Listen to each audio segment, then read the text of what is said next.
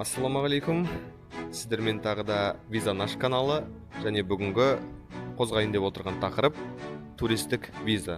Жалпы туристік виза дегеніміз не, және туристік визаға тапсырарда қандай қателіктердің алдын алған жөн. Ал ендеше кеттік.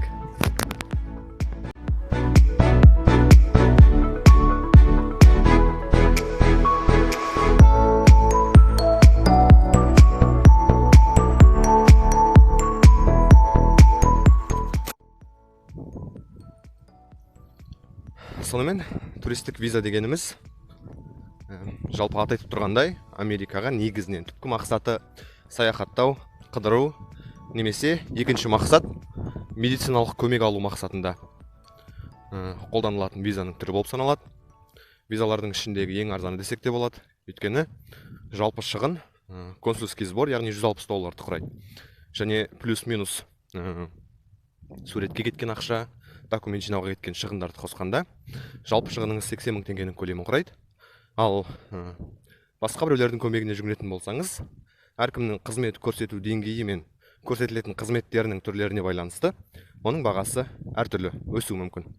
Ал туристік визаны аларда ең көп жіберілетін қателіктер қандай? Жалпы біздің Қазақстаннан көптеген адамдардың жаңағы маған келіп консультация алудағы барлық айтқан сөздері, барлық жіберген қателіктері негізінен бір-біріне ұқсап келеді. Мысалға, ең бірінші очередь жаңағы жалғыз кіру. Визаға, мысалға, жас, қол-аяғы балғада ер азаматтың мен қыдырамын деп жалғыз кіруі. Ол консулдың көзіне қалай көрінуі мүмкін? Яғни, жұмысқа қабілетті бір ер азамат, қасында ешқандай серігі жоқ, немесе жары жоқ, Америкада ешқандай танысы жоқ бір адам мұхиттың арғы бетін асып, мен жалғыз қыдырып бара жатырмын деп айтуының өзі біраз күдік тудыратыны анық. Сондықтан да, егер де сіздер туристік визаға тапсырамыз деп шешкен болсаңыздар, барынша қасыңызға бірге жұмыс жасайтын серіктеріңізді, жолдастарыңызды, достарыңызды, немесе жарыңызды ерте жүргеніңіз абзал. Екінші өте көп кездесетін қателіктердің бірі ол жоспар, яғни Америкада қандай жоспарыңыз бар деген кезде тек қана бір қала немесе бір штаттың ғана атын айту. Яғни әсіресе өзіміздікілер Нью-Йоркты жазып жатады. Мен Нью-Йоркқа барам. 3 аптаға барамын дейді, 1 айға барамын дейді, бірақ Нью-Йоркқа барамын дейді. Оның өзі негізінен логикаға сәл қоныңқырамайтын дүние. Не үшін? Өйткені сіз сонау Қазақстаннан мұхит асып Америкаға келгеннен кейін сіздің бір ғана Нью-Йоркқа тойып қайтып кетем деуіңіздің өзі ақылға сәл қоныңқырамайды. Сондықтан да осындай қателіктердің алдын алу үшін Нью-Йорктың жанында орналасқан басқа да 1-2 қаланың атын жазып кеткеніңіз өзіңіздің консулдағы сөзіңізді толық аяқтап шығуға, өзіңіздің жаңағы шынымен де қыдырып бара жатқандығыңызды дәлелдеуге кішігірім болса да бір плюс болады. Үшіншісі DS-160 формасын толтырудағы, яғни анкета толтырудағы жіберілетін қателіктер.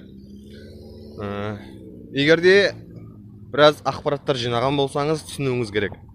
Консулда барлық шешім, барлық сұрақ сіздердің өздеріңіздің толтырған анкетаңызға байланысты қойылады.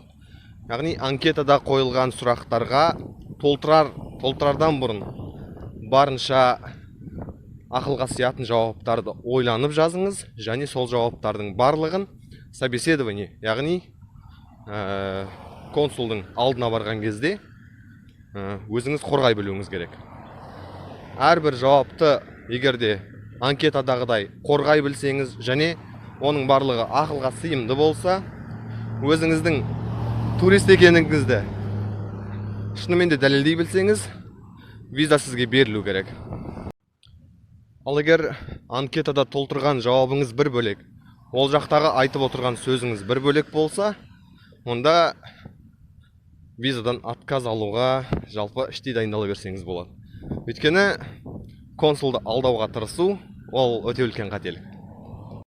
Соңында виза қолыңызға тиместен бұрын ешқандай да қонақ үй немесе авиабилетке шығындалмаңыз.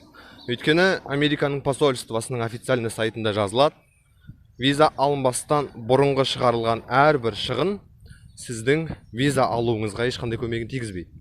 Сондықтан да ол жаққа барғаннан кейін мен билет алып қойып едім, мен қонақ үй алып қойып едім деген сөздерді айтпай ақ қойыңыз. Өйткені ол сіздің виза алуыңызда кедергі болуы мүмкін. Біз бүгін сіздермен туристік визада жіберілетін ең көп кездесетін қателердің бір шамасын қарастырдық.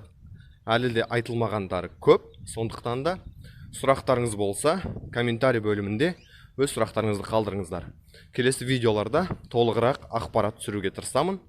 Егер де видео қызық деп тапсаңыз, жазылыңыздар, қоңыраушаны басып кетіңіздер. Әрине, бұл әркімнің өз еркіне.